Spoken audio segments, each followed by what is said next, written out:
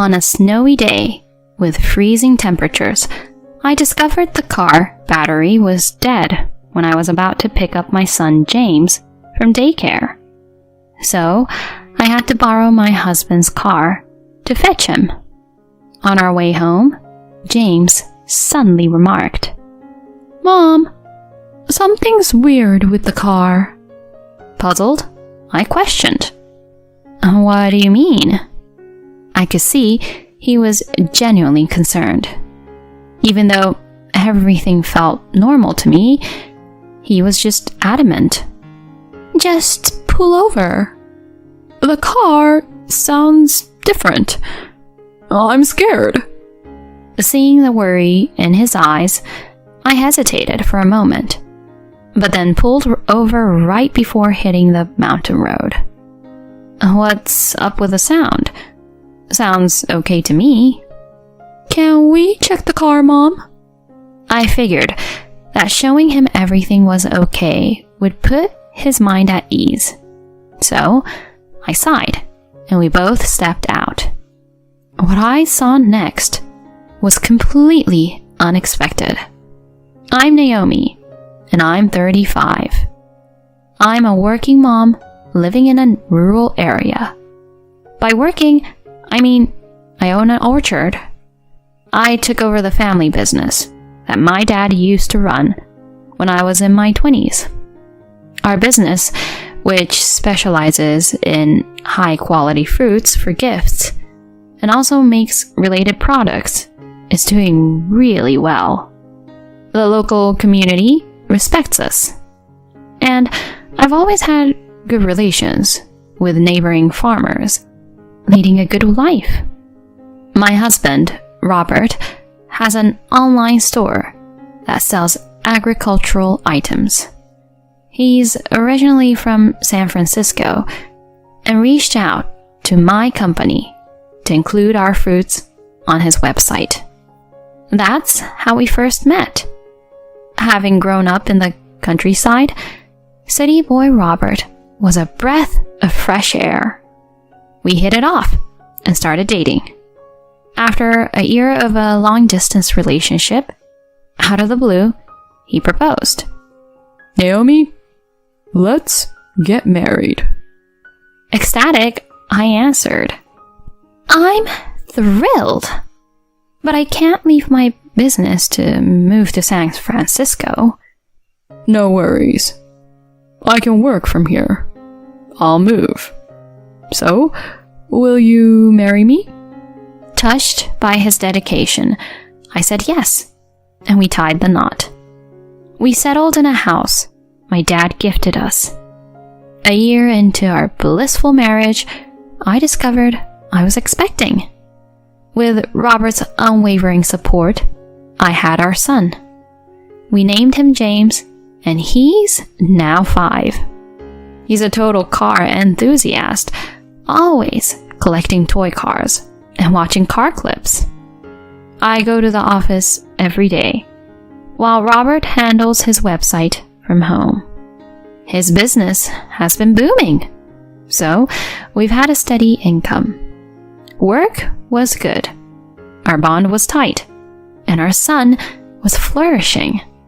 Everything seemed perfect. But slowly, things began to shift. Citing work commitments, Robert started being away from home more.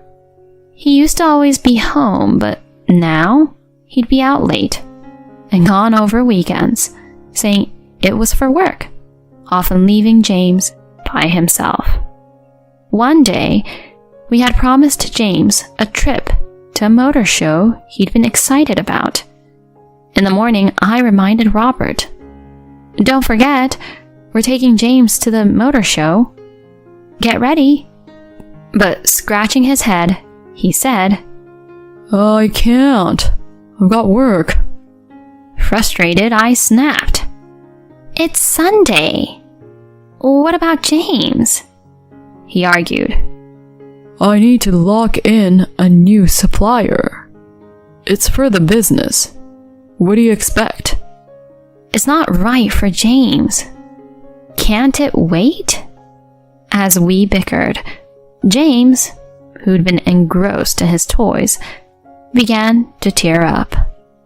"Dad, aren't we all going today?" "James, I have urgent work," James cried. "But I wanted us all to go." Clearly irritated, Robert retorted. "Stop crying about it. Go with your mom." "You shouldn't talk to him like that." Holding James close, I tried to soothe him. Robert, clearly frustrated, went to his room. "Sweetie, it'll just be you and me at the motor show. We'll be fine." Robert had never been this short with James. What was happening? Nevertheless, I prioritized our son. So, I took him to the motor show. Just us two. On the way back from the motor show, James, who had been a bit grumpy before, lit up with joy seeing his favorite cars, which helped me relax a bit. Watching him snooze with a wary face in the back seat, I decided I needed to have a heart-to-heart with my husband. Pulling into the driveway that evening, I noticed his car was missing. After tucking James into bed, Robert finally came home. "Hey," I said, trying to be cheerful, but he seemed off. "You're still up?" "I wanted to talk about today.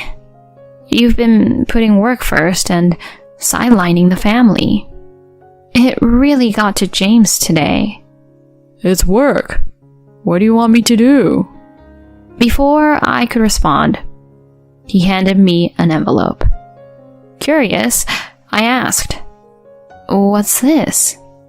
"A buddy at an insurance company kept pushing for us to get a policy. I signed us all up. Payments start next month."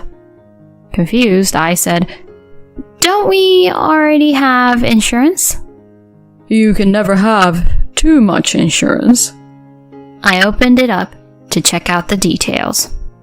This policy is super comprehensive, even for James. "If anything happens to us, it'll be good to have a cushion. It's for James too." Huh.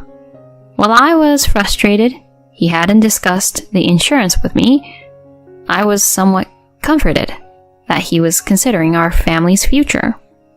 But his attitude didn't get better. In fact, it went downhill.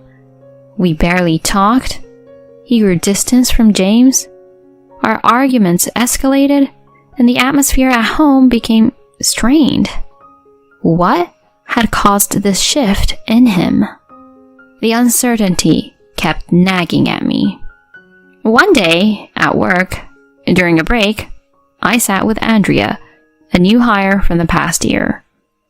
Trying to make small talk, I asked, "Hey, Andrea, how's the job treating you?" She seemed a bit on edge and replied, "Hi, thanks to you, it's been good so far." I chatted to ease the mood, and out of the blue, she asked, "Your husband's in IT, right?" "Yeah, he runs an e-commerce site for farming goods." "I see." After a brief pause, she ventured, "Do you guys get along?" Caught off guard, I managed to chuckle. "Of course, we're good. Why?" "I've been mulling over marriage and just wondered how it is." She seemed distracted for a moment before diving back into her work. Her comments left me feeling uneasy. Time flew as I juggled work and raising James. The weather shifted and winter hit in full force. One particularly cold morning, despite the chill, I had errands. Like always, I took James to daycare, driving about 30 minutes through some hilly terrain. Later, I parked at our house and headed to work. Finishing up, I stepped outside to a darkening sky and snow beginning to blanket everything. Gotta grab James ASAP, I thought. Back home, Robert was holed up in his room working. When I tried to start my car to retrieve James, it didn't budge. Probably a dead battery. I wonder how that happened. Panicking, I knocked on Robert's door. I need a hand. What's up? I quickly explained to the puzzled husband. My car is not starting. Maybe a dead battery. Can you pick up James? I'm cutting it close. Really? I'm swamped right now. But he needs to be picked up. He cut me off, smiling. Take my car then. Oh, thank you. You're a lifesaver. I grabbed the keys and hopped into his SUV. Typically, I drive the hilly route, but that day, due to some errands at the post office, I decided to swing through town instead. When I reached the daycare, it was pitch black outside. I said hi to the caregiver and picked up James. As we strolled side by side to the dim parking lot, his eyes sparkled with excitement. Oh, are we taking Dad's car today? Yep, but I'm behind the wheel. You're a big fan of Dad's car, huh? Yeah, it's so cool. We playfully bantered back and forth as I strapped him in and started the car.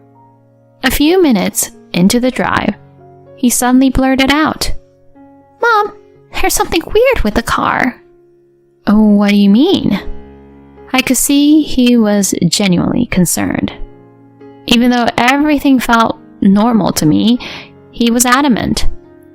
Just pull over. The car sounds different. I'm scared.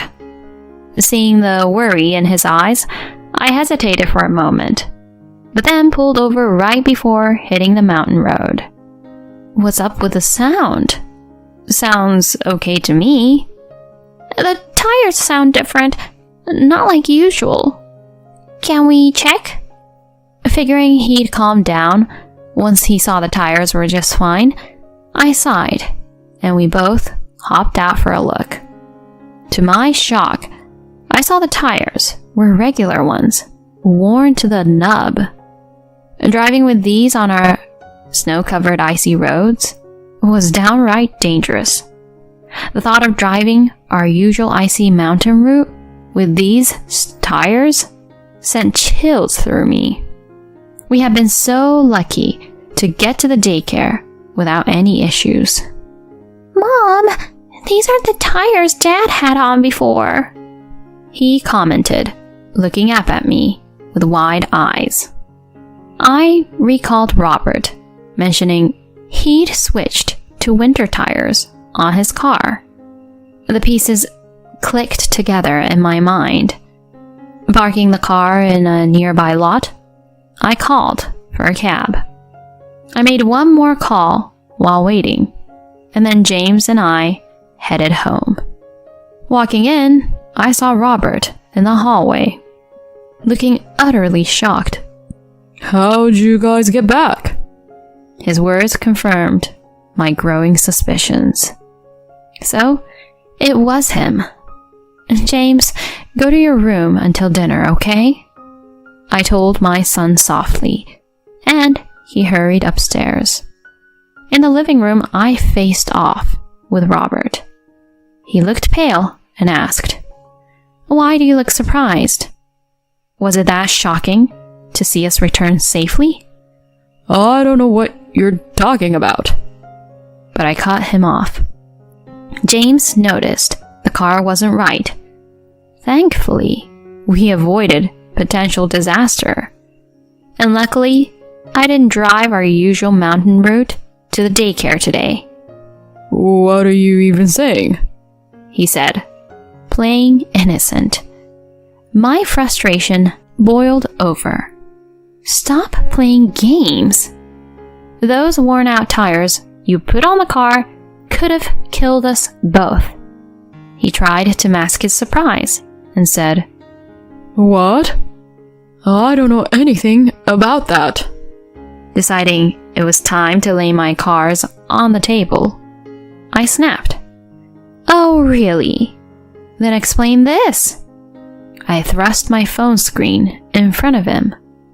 On it were clear pictures of him getting cozy with a younger woman, kissing, holding each other close at some place. The photos even had captions like, "My sweetheart will be tying the knot soon."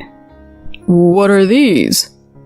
"One of my staff members is acquainted with your girlfriend.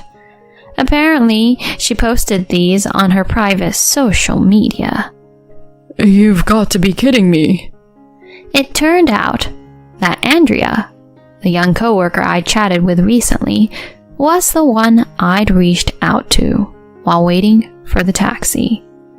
Our chat had raised some flags, prompting me to seek any information she might have. She hesitated, but then shared that her old school friend was the one dating my husband and has shared these pics online. Robert, looking completely thrown off, muttered, "I didn't think she'd ever do that." I pushed him. "Now, spill it. What were you up to?" He finally started talking. The lady at the tire shop, where he'd swapped out the tires, was his side chick. He wanted to be with her, but didn't want the financial burden of alimony. If something happened to James and me, he'd cash in on the life insurance and inherit the business.